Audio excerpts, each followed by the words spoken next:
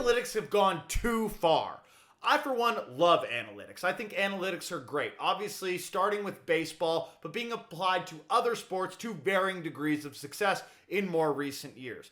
That being said, sometimes analytics make some of the most inane claims by taking some level of data, misunderstanding the sport, and applying it to completely stupid degrees. And so in today's video, we're going to discuss one of these situations where people are claiming that the first overall pick is not the most valuable pick in the NFL draft. But before we get into the video, I want to take a quick second to ask you to please subscribe to the channel, ring the bell for notifications. It really helps us out. If you're a fan of the NFL, you'll love this channel as we release multiple NFL-related videos every Tuesday and Friday all year long. Now, let's get back to the video. So a couple of weeks ago, I did a video talking all about how mock drafts are wrong and why they're wrong. And one of the reasons was because of this draft value chart creating a lot of trades in the NFL.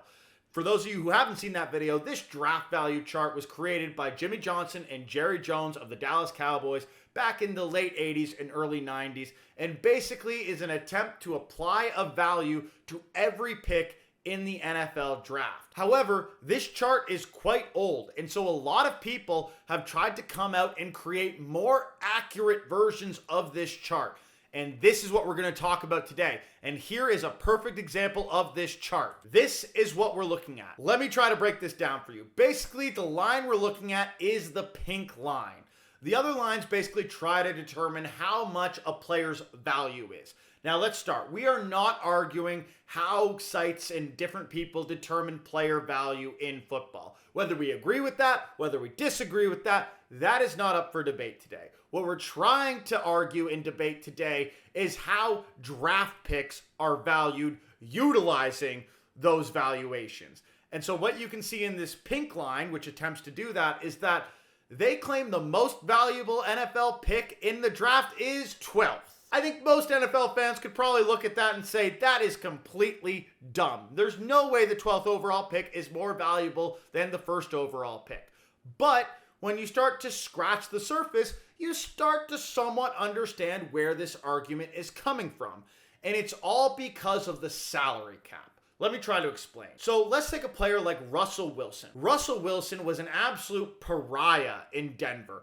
Denver didn't believe in him at all. In fact, they were willing to take on an $85 million cap hit over the 2024 and 2025 seasons just for Russell Wilson to not play for them. Yet, at the same time, the same Russell Wilson went and signed a one-year, $1.2 million contract with the Pittsburgh Steelers, which everyone around the league lauded as great value for a player of his caliber. Now, I think most NFL fans can somewhat understand this because Russell Wilson was being paid way too much money for his production to play in Denver. But his production is absolutely better than a league minimum quarterback, and as such, his contract value in Pittsburgh, it's really good. So what this means is that a player's value is not entirely tied to their on-field success.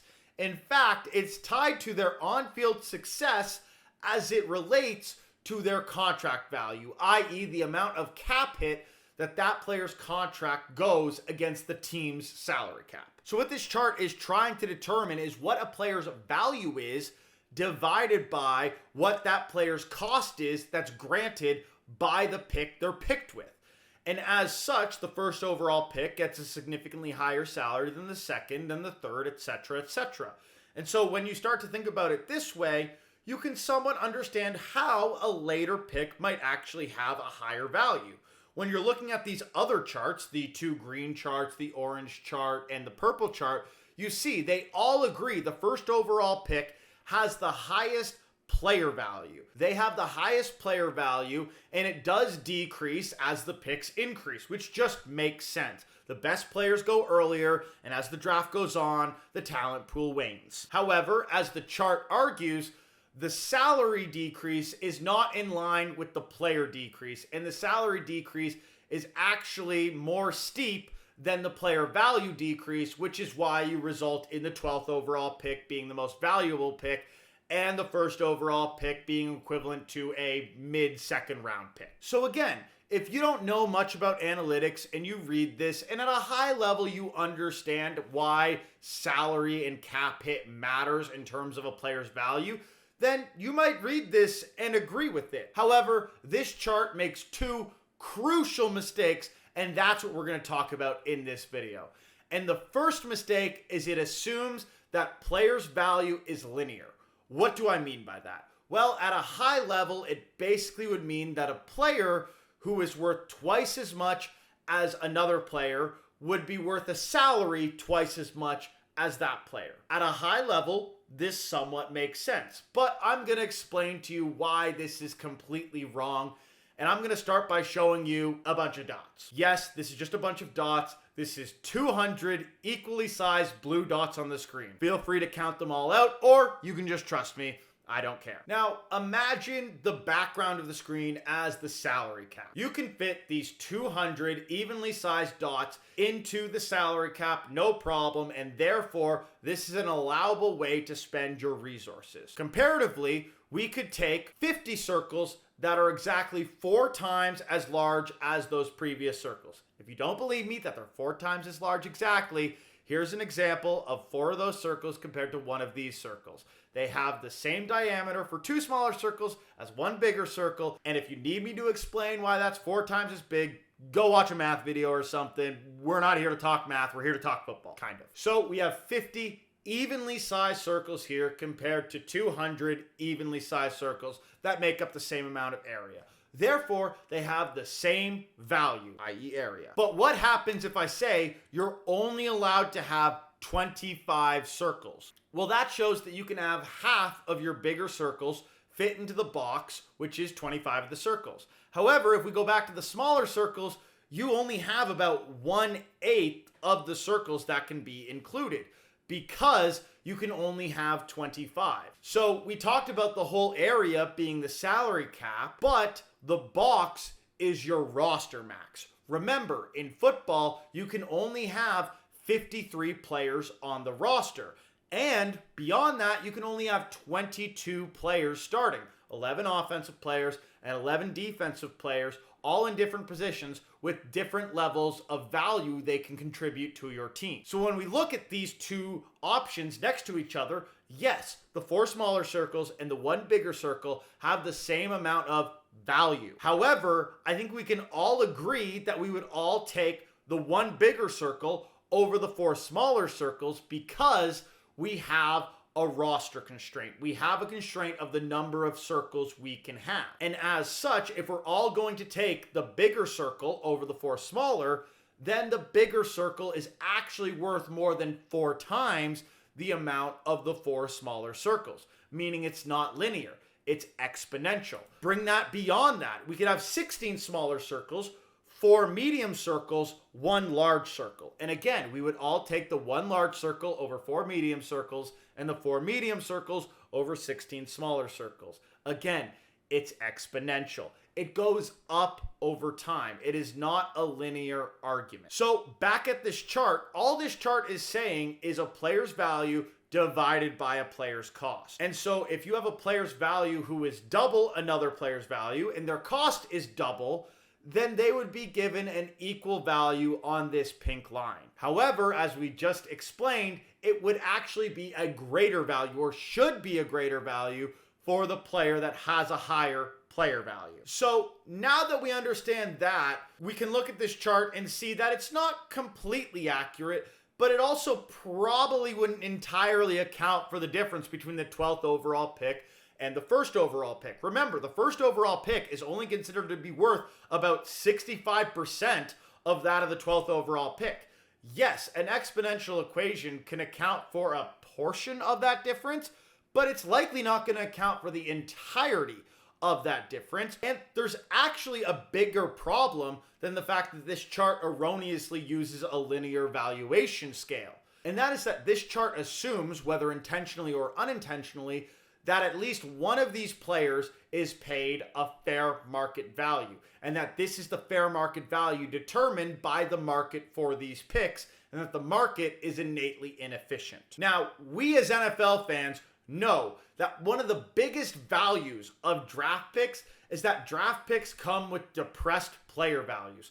Almost every player picked in a draft, if they were on the open market and were able to sign with any team, would get a significantly outsized contract to what they get in the draft. And as such, we have to account for that value that a player is saving. So let's look at an example, assuming the linearity model is correct. We know it's not, but we're going to assume it for illustrative purposes. So here we have Patrick Mahomes and a person that's worth exactly one half of Patrick Mahomes, Rick Holmes. So we're going to apply Patrick Mahomes having a player value of 10.